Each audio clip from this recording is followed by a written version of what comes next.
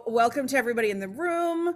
Welcome to everybody online, and welcome to Jes Battis, who is joining us for this month's Novel Ideas Society Book Club chat. This month we read, and because I don't have the blurry background, I can actually show you The Winter Night. And I have a lot of questions. I guess, where did this story idea come from? And don't say Camelot. Do you mean like the musical? No. Yes. Okay, so we have a sense of humor. Some adaptation.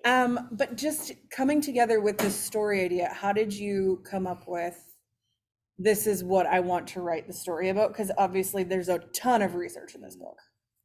It started out as a hard-boiled detective novel about the main detective was very difficult, and I knew that she was some kind of mythical creature, because that's kind of the wheelhouse for writing. But then the more, because I teach at the University of Regina in the Department of English, I teach a lot of medieval literature and fantasy and things like that. So I just would often have these really compelling conversations with students about Arthurian literature, and they never cared about King Arthur. They wanted to know about all the weird characters on the margins, like Morgan Le Fay the Enchantress or Merlin. What are they up to? And so I started to think, it'd be really interesting. What would the Knights of the Round Table get up to if they lived in a contemporary city? What kind of trouble would they get into? What resources would they have?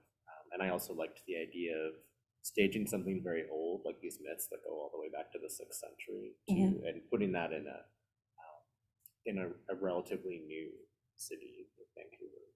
So who was the first character you decided would be in the story, and did you build around them, or how did you pick and choose who was going to be your characters? The loudest sort of primary character was Hildy, who was the detective.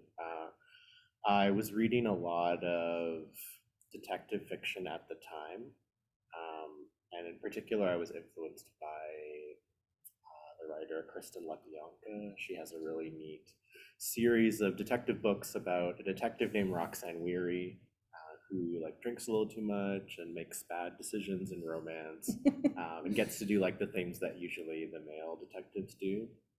And so I wanted to craft a character like that. She was the first one really that appeared. Wayne, as the kind of second primary character, it took a long time for him to appear, and also for me to realize that I wanted a younger character and an older character as kind of perspectives that would balance each other in some way.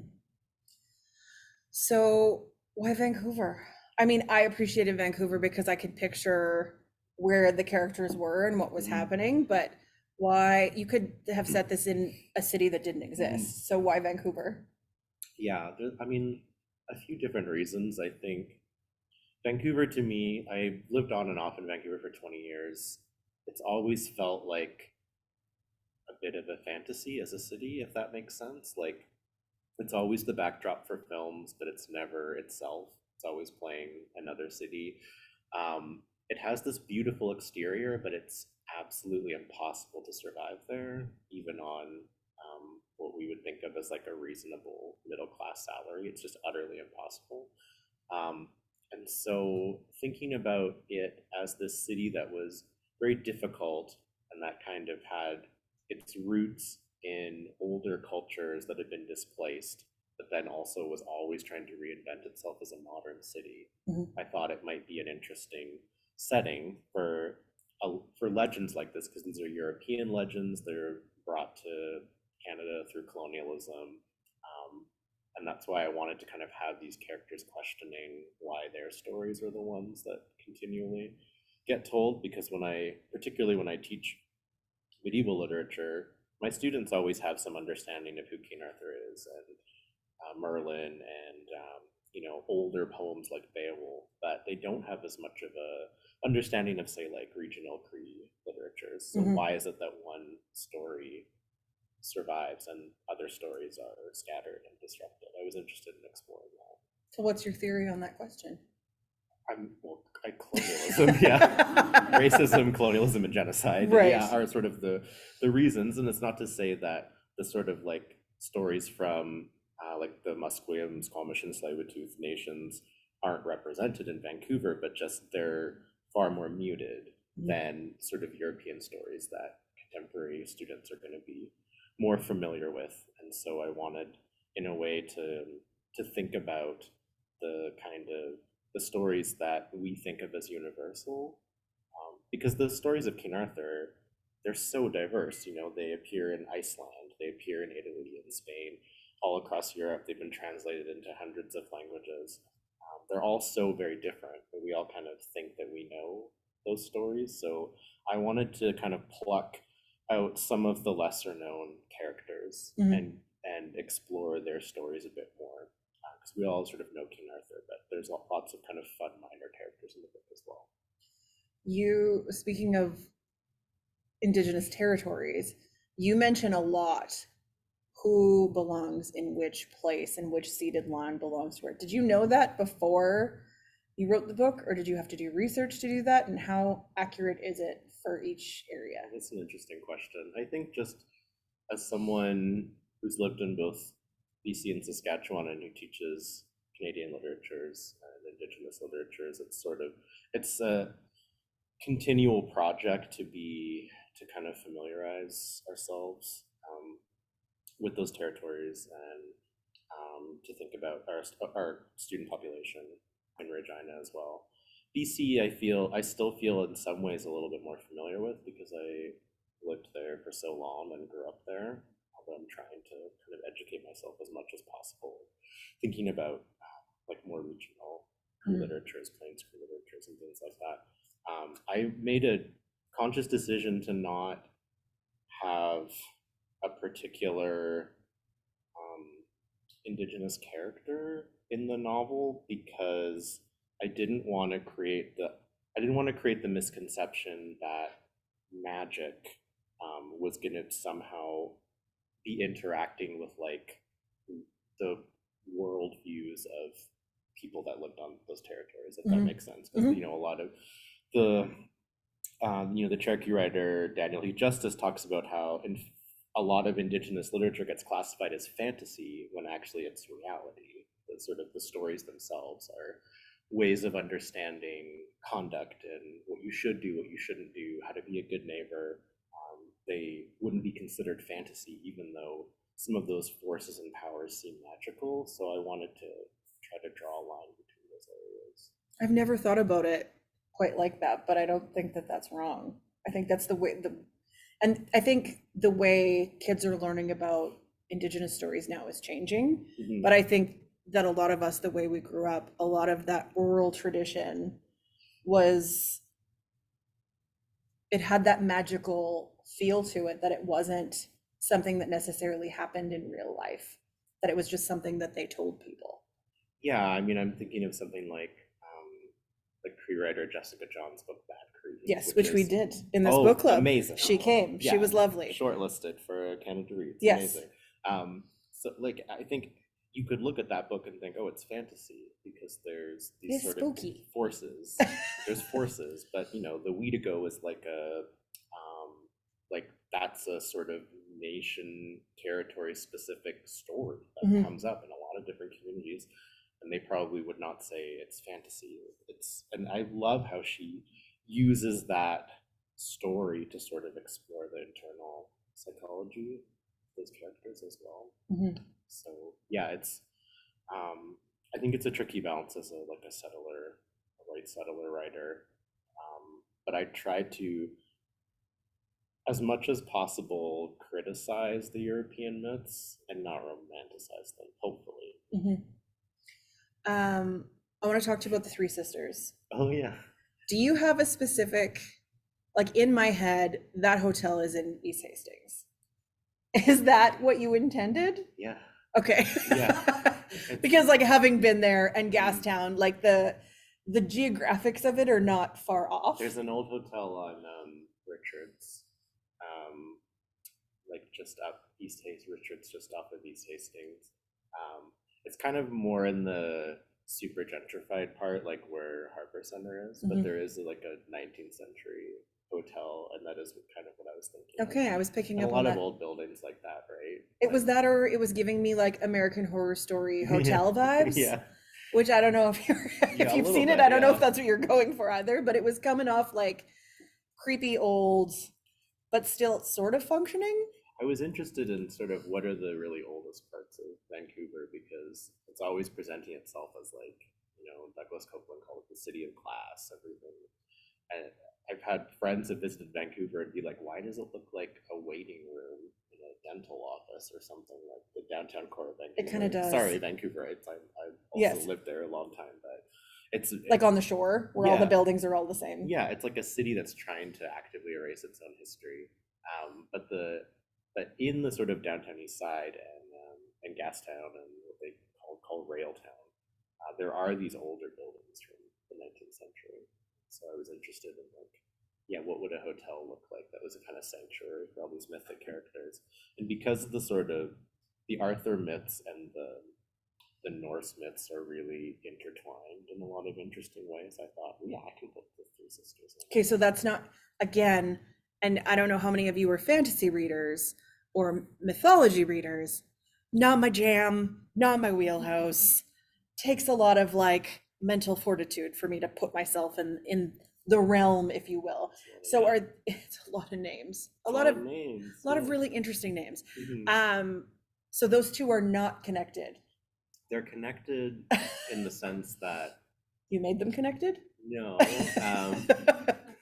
they're they're connected in sort of like the further you go back in really old English literature, you find references to the Fates, Yes. and there were versions of them that appear in really early medieval poetry in English, and because of the ways in which England was colonized by the Vikings in the sort of Middle Ages, you see a lot of interesting kind of those traditions are always kind of blurring into one another. Mhm. And so I wanted to have them as like something that's almost even older than the Arthur stories.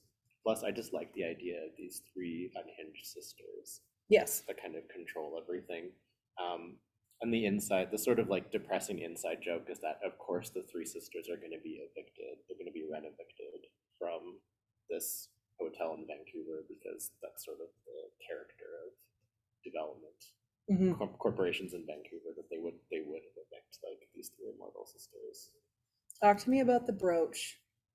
Oh, that's a deep cut. Okay. Okay, because it there's again not the fantasy girl, so I'm picking up on things differently Mhm. than maybe normal story flow. But for me, that was a super visual element of the Yeah. story.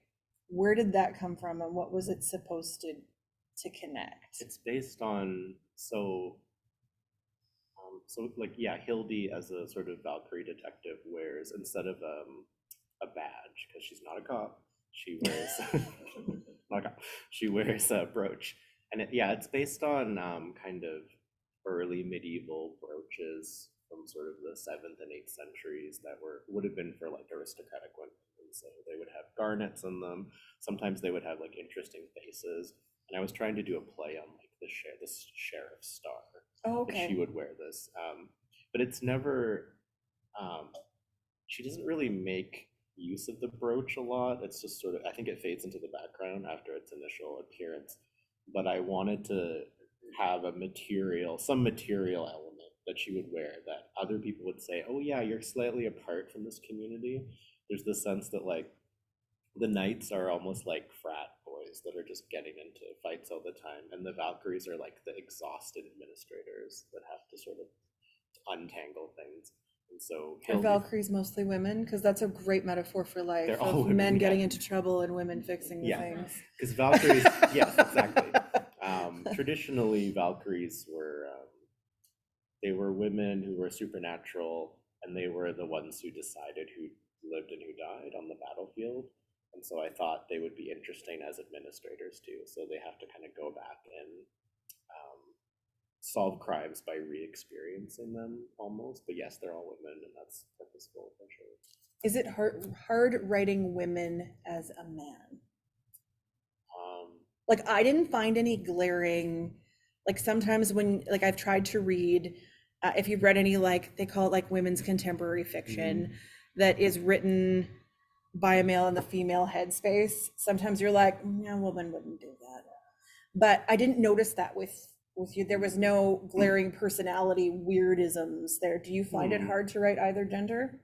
Um, Did you not even consider it? I think, well, I was raised by a single mother. That might help. Mhm. I'm non-binary, so I guess I sort of, in some ways, my perspective is often on the spectrum Mhm. of gender, so that might help. I think I was raised around women, although I got there was a review once for a book in the previous series called Special Investigator, also set in Vancouver, where one of the perspectives was a female detective, and she mentioned that her boyfriend had really nice legs, and a reader said a woman would never say that because they would never notice a man's legs. And I was like, really? And then I like did an informal poll of my friends. They were like, no, I think that's the thing. Like, actually, can say that. But it is, yeah, it's interesting because You just have a lot of female characters. yeah, And none of it stood out to me. And I don't know about you guys, but I didn't have any of those like, moments. Like none of that stood out. there's a whole account on Instagram that's like are men badly writing women. That's quite, it's really unsettling, but also like really fascinating to read. And I don't know that women write men well either, to be fair. I don't They know. probably just don't get criticized for it as much, I guess the key is either, or who your audience is.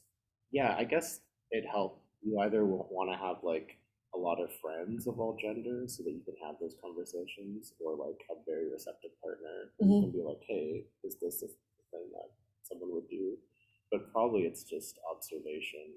Um, I sometimes feel more comfortable writing women than I do men, especially Interesting. if I have to write like a really like hardcore guy. I don't know, like that'd Like be a, hard for me. like a Joe Rogan character. Yeah, like someone really intense. I would Who thinks they're very manly. yeah, it's a bit harder, I think, to sort of get into that headspace. The closest I get, I think, is maybe Arthur in the book. He's based on Tony Soprano, and but that was my research. I was just, what would Tony Soprano act like? Because that's kind of how I see King Arthur. He's hot-headed. He's not the brightest guy. He makes bad Decisions. government decisions. Yeah. He kind of has a good heart, but also he's constantly putting people in danger. So I just would trap him on the SkyTrain. It's like what we tried to do with Trump. Like, we just trap him somewhere. In a bubble. Yeah. Just in a bubble somewhere. Yeah. Could we do that with Pierre Poilievre? Like, can we put him on a I train? remain You're neutral. Sorry. neutral. I have to stay neutral. Like that turns into Copyrighting the idea. yeah. You talked about people having their partners maybe read their work. Does your partner willingly read your work? Do you have the same literary interests? We do read each other's work, but I think we understand that like we're not objective readers. Right. So I think we're not the best people to sort of offer an objective critique. I think that what you want to do is like have a beta reader, someone that is going to tell you the hard stuff. Do you have one of those people? Yeah, I think I have colleagues that are beta readers, and then I have people that I will show stuff to sometimes. And I'm lucky that like my agent also does developmental editing. So when I give her a manuscript, she will give me like very honest feedback before it goes out on submission. So that can be really helpful too. So is this book very different from your first, I don't want to say first draft, but what your first like, Cam done, submit, like how different is this book from that version? It's extremely different. The only scene that survives is the scene where there's one scene that survives from the original draft, and that's when Wayne gets trapped on the SkyTrain. The rest of the book was rewritten? Yeah. Because it just, I mean, I think the original draft got to like maybe 50 pages, and then I couldn't see past it. You got stuck. Yeah, I was very stuck. You got trapped on the SkyTrain. I was trapped in my own mental SkyTrain. Yeah, exactly. And then I think it was just having conversations with students and coming back to it, the story again and again, not being able to let it go, that the other characters started to fill themselves in. And when I was teaching, the last time I was teaching Arthurian literature, I talked with students about the character of Lancelot, who's like the best knight ever, but also is like, and You can say a dick. yeah, and we talked a lot about how, like, you know, in a He's way, like a Jamie Lannister character. yeah, kind of like he's a villain. I'm learning Game of Thrones, Yeah. guys. The worst. It's like the most difficult type of villain is the one that thinks that they're the hero of the story, and Lancelot thinks that he's the hero. So that helped me kind of develop that character. That's a fun modern character to develop. I liked like Lancelot. I find to be kind of a really uninteresting character, and so I was trying to just pull. So you put him in a nightclub? Yeah, all the weirdest elements of his character, and to think of him as like the typical kind of, he's like an immortal white dude who has not thought through his privilege, who just feels like he could sort of write these myths better, like he wants to kind of rewrite them. And Arthur is also in that position as well, so you kind of have to, the other characters have to break that cycle. So when you say that this book basically got rewritten, was that feedback from your beta readers that said, like, it gave you some hard truths, or like how did that rewriting process go for you? I think by the time I was showing it to people, it was kind of, you know, at 50% of what it is now. And then my agent had a lot of questions, I think, about the pacing of the book. That does it have the pacing of a thriller, or is it more of a kind of meandering kind of fantasy, and then what's happening with the romance? And so we worked a lot on trying to match those different types of pacing up. A reviewer, I think, called it meanderingly surreal, which I actually don't mind. Like, You read your reviews. It's a slightly barbed compliment, but I also really appreciate it. I will read ones where if the reviewer tells me that they've reviewed it, then I'll sometimes, because that feels more safe. Because no one's gonna say I like because usually destroyed your book and now you can go read about it. Generally, what happens is like your publisher will send you positive reviews. I don't go on Goodreads because that's like self-harm. It's not good. But in general, yeah, if someone says that I reviewed your book, then I will read it.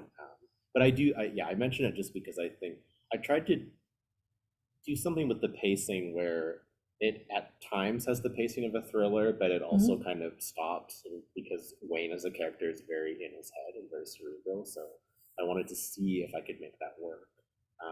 Because often when I'm watching a thriller, I'm like, if these characters could just slow down for a second and have an honest conversation, we could probably solve a lot of the problems. I feel like we could solve a lot of the world's problems if we could just take a minute. We could just slow down. Just take a minute. Yes. So did you write this, then pitch this, then get it published? Did you sign an agreement, agree to write a book, and then panic write? That's a good question. So the manuscript, I would say it was kind of like 80% complete, in this shape that it is now when I sent it to my agent. And you already had an agent? Yeah. Okay. Yeah. Because of your previous books? Yeah, I was really lucky. I've had the same agent since 2006. And that's like a really complex process to sort of be able to get an agent, especially in 2024. But yes, she was really confident in the project, and we put it on submission, and it got rejected by every press that we sent it to. Every single one. And each one said, we really like it, but it just doesn't fit. We just can't make it fit. And some said, one said, we think you have to get rid of the detective story and just make it a romance. And then others said, no, we want more romance. And then some said, it has to be less magic. No more magic. It reminded me of when I was submitting my first book, and I got two replies back from editors, and one said, the main character is not sassy enough. She's a woman detective, she should be sassy. And then another said, detective is too sassy. It's like, okay. Which means she's probably perfect Yeah. right in the middle, right? Yeah. So it didn't land with any of the American publishers that we would normally send a book like this to. Mhm. And then we kind of brainstormed, and I suggested two more publishers, ECW and Arsenal in Mhm. Vancouver. And Arsenal liked it, but ultimately passed. And then ECW, it was one of those cases where actually two editors wanted it at the same Oh. time, and so they ended up Did they duel it out with swords? They should have, yeah. No, they were lovely co-editors, although it was a lot of commentary in the margins. So this is done. This comes out. When did you find out about the Canada Reads long list? I was notified, I think, in November, but then you're not allowed to tell anyone. Did you tell your partner? Yes, yeah. And what did you do to celebrate? My mom. What did we do? Did we do anything? I don't think so. I think we went out for tacos or something. I told my mom, and but it's a weird experience because they tell you that it's been put on the long list, but then they also tell you if it hasn't made the short list, but you're not allowed to tell anyone that Mhm. because they're building anticipation. So it creates a really weird situation where you continually have to have conversations with people where they say fingers crossed for the short list, and you're like, yes, absolutely. But yeah, I found it in November, and I was quite thrilled. So what was the process like for you going through Canada Reads? Because I've talked to a few different authors that have been on Canada Reads, and everyone has a very different experience. And I think it might be the topic of the book too, depending on if you are really jazzed to talk about whatever the topic is. If it's a more personal topic, it might not be as fun, quote unquote, to talk about it. But what was it like for you? Well, like the books that are long listed, I mean, you do interviews and press for them. But in general, like the more kind of like the televised conversations will happen with the shortlisted books. So for the most part, I did a bit more press, and but the interviews were like pretty similar to the ones that I'd already had. I think my publisher was thrilled because they had two books on the long list. Oh, really? I didn't know that. One that was shortlisted, yeah. So I think they're very thrilled. It's interesting because it's not. I had always thought of Canada Reads as like extremely canlit, and I guess by that I mean like really obviously literary fiction. Whereas this is, you could call it like genre fiction. I feel like it's a little bit more unusual maybe to see a kind of like fantasy mystery book on it. So I was really happy, but also like did not expect that to happen. It makes me excited though when this happens, and it's a lot like this book club where people are like, wow, you read really different books every month. And I'm like, Yeah. that's the point. Yeah. Because otherwise you read the same kind of things over and over again, and this makes you step outside your genre and try something different. So did you notice this? I have to ask this, did it spike your sales? Like, did it make a difference for you book-wise, or was it just more attention? I think yeah, I think it affected sales a bit. I think sales have been actually like pretty strong in the beginning, which has been really nice. Fantasy's having a moment. Yeah, it's it kind of waxes and it sort of goes back and forth, I think. I feel like Game of Thrones made everyone really want like more epic fantasy, whereas the kind of fantasy that's set in cities has been not declining, but like it's maybe contracting a little bit. But it's always those types of stories that are like fairy tales in cities and horror and fantasy. They're always going to be popular. You know, Tolkien always said like fantasy is a human right. Like it's our human right to have fantasies about other worlds, especially when our world sucks. So I'm, like I said, I'm very new to all of this. I'm watching Game of Thrones literally 10 years late. So I'm just on season 6 right now. how are you doing psychologically? I've taken break. I had to stop watching it while I was reading this because I couldn't keep my night straight. Yeah, there's a lot. And that was a lot for me mentally. And I've like dabbled in Fourth Wing. I have the Crown of Thorn and Roses series at yeah. home. Yeah. Haven't started it yet. So I'm dabbling. I live with a giant dork, and I'm looking into the camera saying that. I don't even feel bad saying that.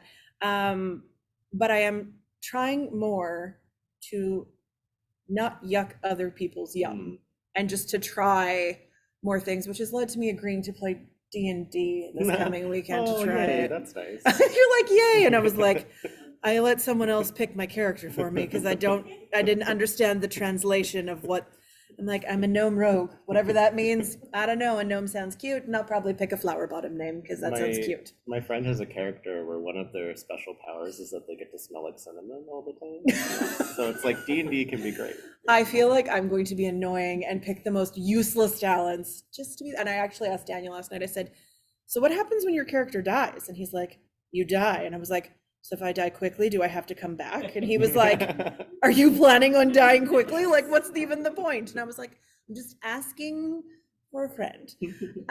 So what do you read? What are the things that fill up your brain? You know a lot of stuff about a lot of stuff because you quoted a lot of different authors tonight. I'm reading a lot of poetry right now, which is a different exercise, I think, because you have to really slow down. You're not like galloping across. That must be why I don't do well with it, because I need to like boom off and there you go. Yeah. It helps to read it out loud too. So I'm reading a lot of Canadian poetry, and then also because one of the next projects I'm working on is a book of essays. I'm trying to read like a little bit more creative nonfiction, kind of memoir and things like that. I try to read widely. Sometimes I'll get tapped out on just on fiction in general, and I'll have to kind of go to another area. I want to read more comics and graphic novels because I find that a really fun experience as well. But I just try to read as widely as possible. Sometimes, some days you can't read. Some days you just gotta like watch 7 episodes of something. So when you're writing books, not so much poetry, are you a plotter? Or do you fly by the seat of your pants and hope that this comes out the way that, makes sense? We talk about this in creative writing classes. Kind of Kurt Vonnegut would say, are you a basher, like you bash all the plot out, or are you a pantser, or do you fly by the seat of your pants? I think I'm somewhere in the middle. I generate fairly detailed plot outlines. Do you write or do you type? I type, although I will sometimes write notes in a notebook. Like I'll generate the notes, but I won't always follow them.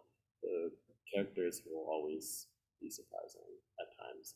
I wouldn't, so I would say I'm somewhere in the middle. I have friends who are writers who follow a strict protocol. Yeah, particularly if they're like doing a number of books per year, like you really kind of got to stick to that outline. And then I know writers who from day to day are like, I don't know where I was going with that. So I'm probably in the middle somewhere. So you enjoy the ride just as much as the reader does? Well, sometimes, yeah. Sometimes I'm like, why is this character doing this thing constantly? Sometimes it's a little bit unsettling. There are things that I just handed in a manuscript to my agent, and I think days before I submitted it, there was a plot point that I had not resolved. I thought I'm either going to hand this in, and there's going to be a huge hole in it. I'm going to figure it out, and I sort of figured it out as I was writing that scene. So sometimes it's when students will say, I need an extension, I need another extension, I'm going to hand it in at the last minute. Sometimes it is really the last minute that you get to that moment. Do you give them the extensions? Oh yeah, because like everyone should have extensions. Yeah. Oh, that's everyone nice. should have the same kind of access to have time to be able to develop their thoughts, especially when they're like working and sick and with complex lives. So what are you working on now besides poetry? Is that you're teaching too? I am on leave from teaching, so I go back to teaching in the fall. So I've been mostly working on writing. I have the manuscript that I just finished is a kind of romance mystery, but like a bit more romance this time. Set in a town full of witches. Yes. I love me a good witchy story. I was pitching it as Sabrina the Teenage Witch meets Schitt's Creek. You could combine those two things. It sounds funny. I hope it's successful. What's it called? It's called Charm Valley. Okay. The name of the town is Charm Valley. So that occupied my attention for a while. And then I have a book of poetry that's coming out in the fall. now I'm just kind of trying to relax. Are you capable? No, no. I need like those little blinders that horses wear, you know, skittish horses, something like that. I could use those too. Yeah. What's the best book you've read lately? What's the first thing that popped into your head? Don't overthink it. Don't overthink it. Yeah. Okay. It's called. You know when you get asked that question and What's it about? no, I'm gonna get there. I'm gonna Okay. get there. The trick with this question is that the title of the book always leaves your head. It's right on the tip of your tongue. Uh, And in my case, I would look it up on Goodreads because I use it to track my books because it's not self-harm for me.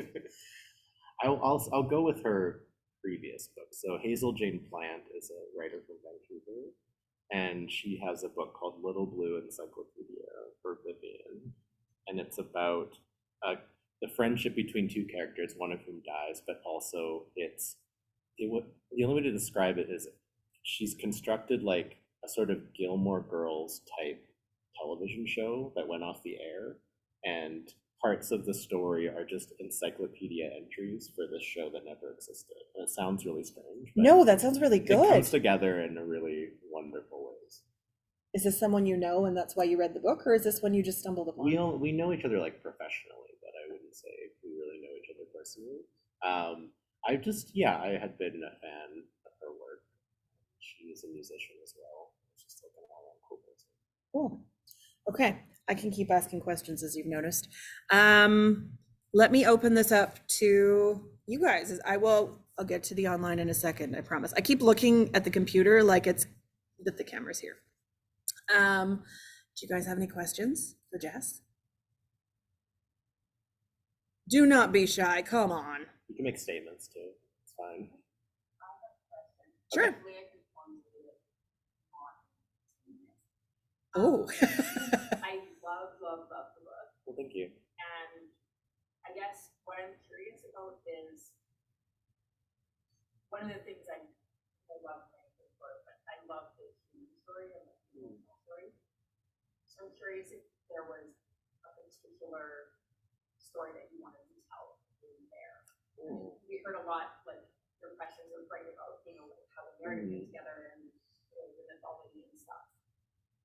But there was such, and like the end was so cathartic and beautiful. Oh, good. And yeah. And also beautifully paced, and I really appreciate that. But yeah, I'm just curious about, like the longing between Sophie and Char and I understand. So the question, Yes. in case you didn't hear, the question was just about the human side of the story versus the getting it all together, but if there was a particular human story he was trying to tell.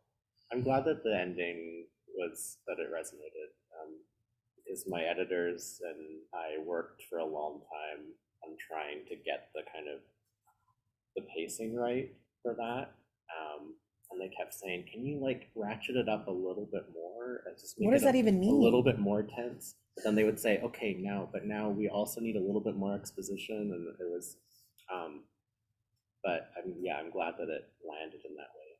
I think one of the characters whose stories I was most interested in is the character of Gale. So Gale is based on this very obscure knight from the Arthurian canon who was in love with Lancelot. And when he introduces Lancelot to Guinevere and then is like, "Oh, I made a mistake. I should not have introduced those two." And for a while they had this kind of love triangle, but it really only exists in like the really early French versions, because once it got to Thomas Mallory, he was like, "I don't know what to do with this super gay story, so I'm just gonna write it out." And I was very interested in telling his story because. So did he just go away? Like he just doesn't He's exist? mentioned maybe once. Okay. But in the sort of the older literature, he knows that he can never be with Lancelot, and so he takes his own life, but he does it in the most dramatic way possible. He creates a shrine to himself, made of solid gold, and inscribed on it is "Here died Sir Gallo. He died for love of Sir Lancelot." But then he leaves specific instructions for these clerics to bring Lancelot to this monastery so they can see. It's just like, I mean, like, it's such X behavior. Like, it's just, wow, it's extremely dramatic. So I was interested in kind of unearthing that story a bit. And then also the character of Kai was a bit of a twist on, there is an Arthurian knight named Sir Kay who's famously hot-headed. And so I imagined the idea of someone being born into knighthood, let's say, kind of metaphorically, and then saying, actually, that's not who I am, that's not what I was supposed to do. I've chosen this entirely different path. So it was important for me to tell her story as well, and to try to get that right as much as I possibly could. So I think those two characters are really close to my heart. That's really cool. Carlos? Yes, of course. So I enjoyed the book very much as well. Thank you. It's Arthurian myths, I think that's what Sam online, or it's kind of something I've always loved. And what a nice one to combine it with Vancouver, which I also love. But I have two questions. The last one is kind of Okay. around the other one. So I'm hopefully I'm using the terms right, but to me, it means character neurodivergent. Sure, We yeah. don't really label them. Yeah, yeah. Is that based on sort of a choice, or is that something you sort of thought in a way that goes? As both. I mean, when I teach the myths of Sir Gawain, and I talk to students about him, they will often observe that he's kind of an odd knight. Like, he's very young, he's kind of inexperienced, particularly in this epic poem called Sir Gawain and the Green Knight that was adapted into a film recently. Yeah, it's very good. Yeah, Dev Patel is really good in that. He's just kind of awkward. He's surprisingly awkward for a knight. And so I thought about that idea of having someone who has a reputation that precedes him, but then he can't really live up to the reputation, because that's sort of like a traditional conflict. And then the decision, I think, to not label him on a kind of neuro perspective, that's very similar to my own kind of diagnostic experience, kind of on a spectrum of neurodiversity. That whole medical process is like super invasive and very weird, and I wanted to not necessarily come down on one definition for him, just because in particular I talked to so many students who are trying to get diagnosed, like either an autism diagnosis or an ADHD diagnosis, or some other type of neurodiversity, where they try and it's so expensive and they don't get the answer that they're looking for. So I wanted to create a character who is kind of in between, but then sort of becomes okay with it over time. So that was, I think, yeah, the decision to kind of not particularly come down. And also it creates anxiety for him too, because he then doesn't feel like he fits in a particular community. Like, there's several communities that he's got a foot in. And so I think I wanted to kind of mine some of that anxiety as well. Terry's question was, you kind of answered it already, but I Okay. think you probably can say more to it. She says, can you speak to the inclusion of various mental health conditions? And there was more than Yeah, I wanted to sort of have a lot of these characters are just kind of based on my friend group and people that Do they I know know in who my they are? family. They're not based. I don't mean they're based in the sense that the characters are them, but I mean, when I look around at my family and my friend group and the people that are really close to me, we're all like mentally a bit spicy, and I wanted to convey that in some mentally way. spicy. Just a I little- want that on a t-shirt. A little spicy. So, you know, like, there are characters that are dealing with depression. Wayne has a lot of anxiety in particular, but like very specific, like environmental anxiety, not just like, oh, I don't want to be perceived, but like, I absolutely cannot touch that texture or I will perish, like that kind of specific anxiety. And I just wanted the kind of anxiety to be the norm, I think, and disability as well. You know, Gail has a disability. Wayne, you could argue that some of his discomfort could be read as a disability based on kind of how he moves through the world. So I just wanted to kind of populate Make it normal. to normalize it, exactly. Any more questions? There's so many people refusing to make eye contact with me right It's now. like Like teaching a it's like class. in school. It's really similar. Is there anyone, we have some people online. Is there anyone online that wants to make a comment or has any questions? You can also just speak. Don't feel like you have to write it in the chat box. If no one speaks, I'll just keep drinking 7-Up. I'll have way too much. When did you energy. start teaching at the U of R? 2009? 2000, Metro's not in it. I 2009. finished my English degree in 2008, so I would Oh, have we just missed each other. missed you and then went into the Well, journalism interestingly, faculty. I was hired into this position that had never existed before. They needed someone to do a bit of medieval literature and a bit of creative writing, and they also wanted someone that would deal with popular literatures. And so they were like, well, Because there really wasn't anything. there wasn't, right? And so I think when that job was created, everyone thought, well, surely we're not going to find someone who is like a weird fantasy nerd and also a medievalist and also does creative writing. And I was like, hello. Hold my beer. When that job ad appeared, almost everyone I knew emailed me and said, you have to apply for this job. And I said, I've never been to Regina. I don't know anything about Regina. And it was definitely like a transition for sure. Oh yeah. I'd not really spent a lot of time in the prairies. Did you do your job interview here, or was it like a Zoom situation? I did it I guess here. Zoom. Yeah, I say it that was like in pre-Zoom, 2009, yeah. that was not really a thing. I did it here in February, so it Oh, was so you got exposure therapy. freezing. Yeah, I wore the wrong boots. I wore the wrong coat. Everything was wrong, but it ended up working out, which was good. And now I find I've internalized the prairies enough that when I am on the West Coast, and people talk about the prairies, I get super defensive very quickly in So a way you that I should. didn't before I moved here. Yeah, Is it better than you expected living here? it's different. I think the quality of life in some ways is better. Like, I mean, Vancouver, you need like 100-year mortgage to live in a closet. So here, at least, like we have a massive housing issue, but still cost of living is a little bit better. I think Regina's like a city that functions as a smaller town, if that makes sense. And I'm kind of used to that because I grew up in a small town. So I like that it has the elements of a larger city, but then you can also kind of like hermit in your little You can neighborhood. hide if you want to. Yeah, I like that. Will there be a sequel? It was planned as a standalone. But if there was interest in a sequel, I've thought about it because, initially, Unpack it this was for me. it was please. pitched as a standalone, but I did have a second book in my head, which is at the end of the novel. You can talk about spoilers if they're here, they've read it. Yeah. So yeah, Wayne, Bert, and Kai board a ferry to go to Victoria. And if there was going to be a second novel, it was going to take place in Victoria, and they were going to meet Merlin, because Merlin is not in this book. No. Like, and that was the sort of purposeful.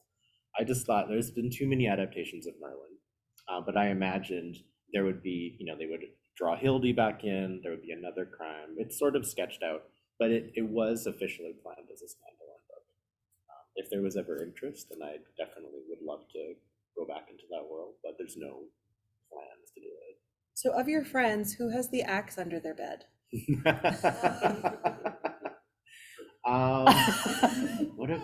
What an interesting question. I'm trying to translate that as like, who is my most chaotic friend? You don't actually have to answer, but I just think I it's have funny a- that it's based on so many people. I you know. do.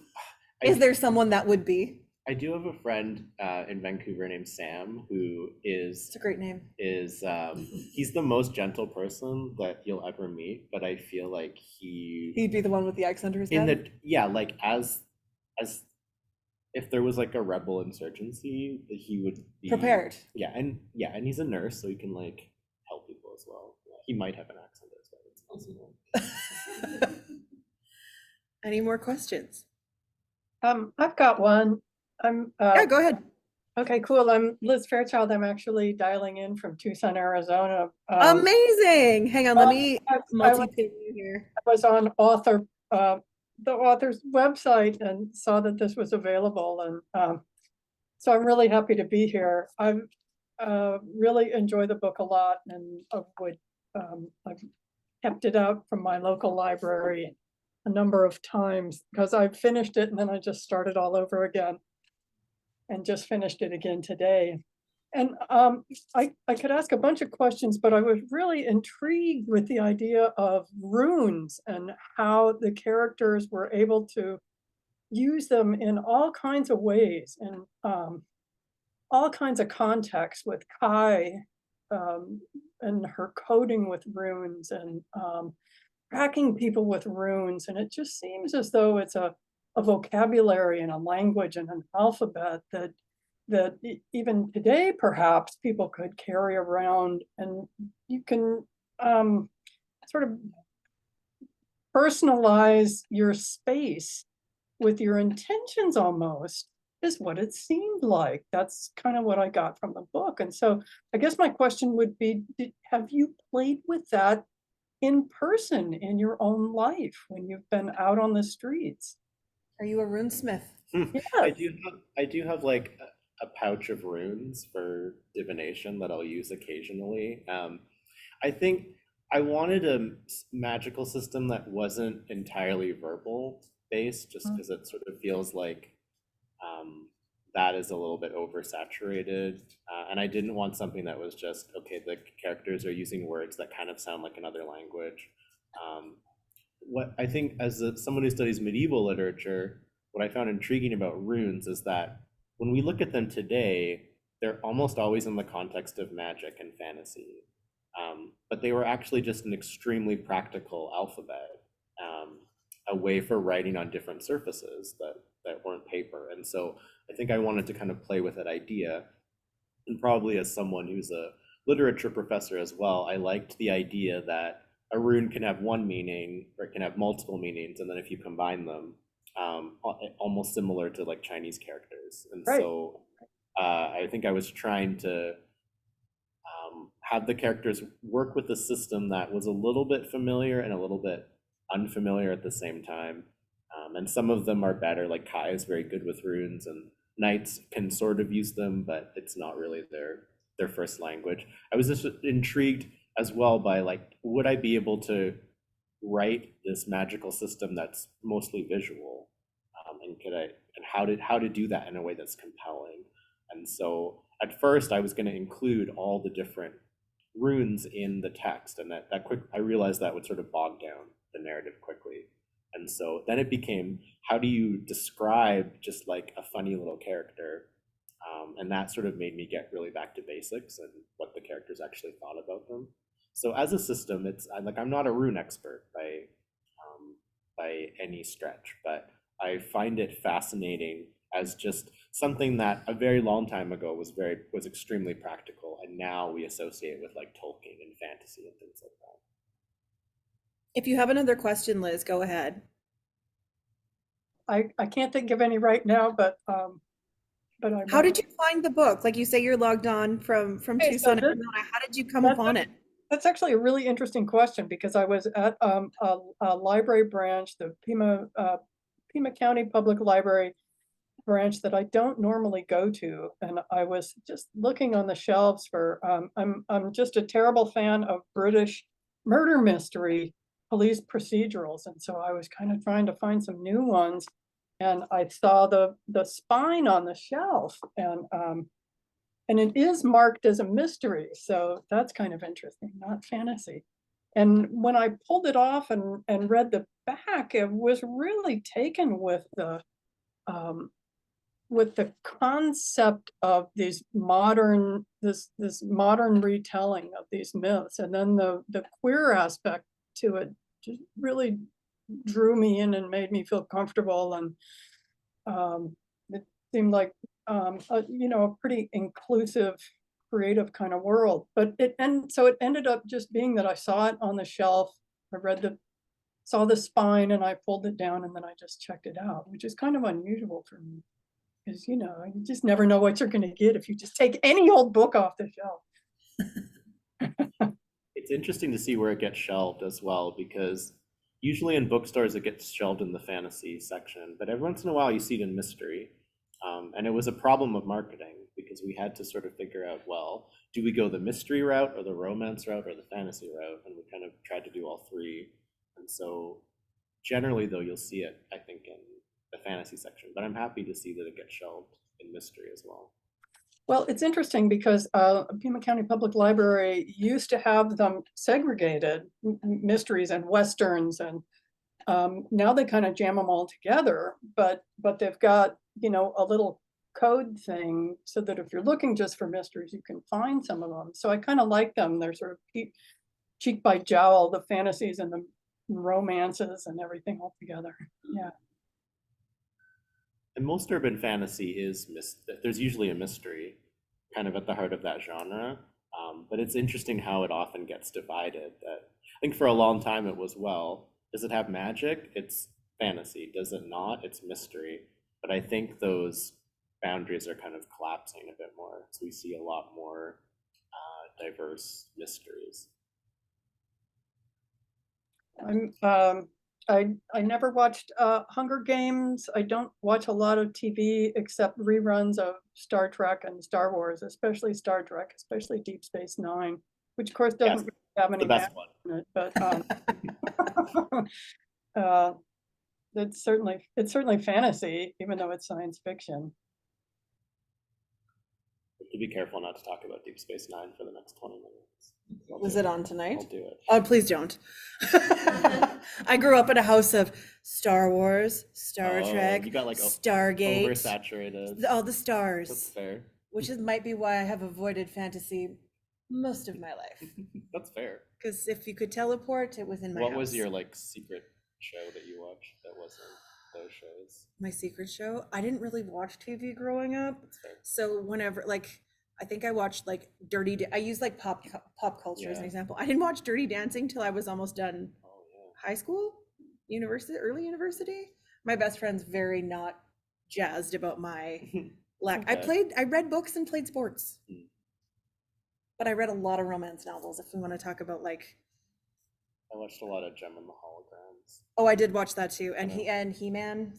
Yeah, for sure. Mm-hmm. Yep. Liz, thanks for your questions and thanks for being here. Mhm. I think it might have been warmer here today than it was in Arizona, not to brag. I don't know, it was pretty Yeah, warm. days but were it's colder than- depressingly winter-free in the Sonoran Desert. So so I really appreciate the Regina Public Library letting me, I had to sign up for a barcode and I'm just feeling like, you know, I don't pay taxes in Regina, so I went. Okay.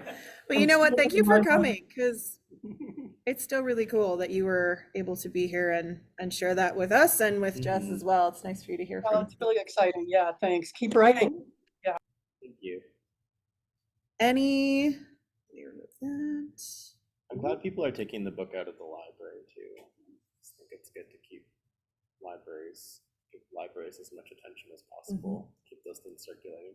I think most writers I mean, the reality is that you don't make very much money unless Why are you you're whispering that? unless you're like You don't make money Yeah, writing books. we know that. So I think most writers, they just want you to access their story in some way. So if you can do it through the library, great. And then share it with a friend if you like it. Yeah, exactly. You could also mention the public lending rights. Oh yeah, Which that's they true. don't have in the US, Mhm. but they do have here. I think it started as a British thing. What's the So- Public Lending Rights Commission? Jean's gonna tell us. Oh, yes. The Canada Council owned it, and I can't remember what year it started, but every time a book was taken out of a public library, they have an algorithm. They figure out how much the author is owed, and the amount keeps going down, unfortunately, for the same book. So But you get paid for library books for reads? You can But- get paid for how many. Yeah, Oh. I mean, it's extra. So, Mhm. no matter how little it is, it's Yeah. extra. It's in addition to whatever you make as the royalties. I did not know that. So, yeah, all authors should sign up. Like, I Yeah, signed it's a up good for that. idea. I mean, I didn't make anything for a while because I didn't have books in public libraries. But it's useful to have your name listed there. Cool. It's a good idea for Canadian writers. Any other burning questions? Okay. I'm going to stop.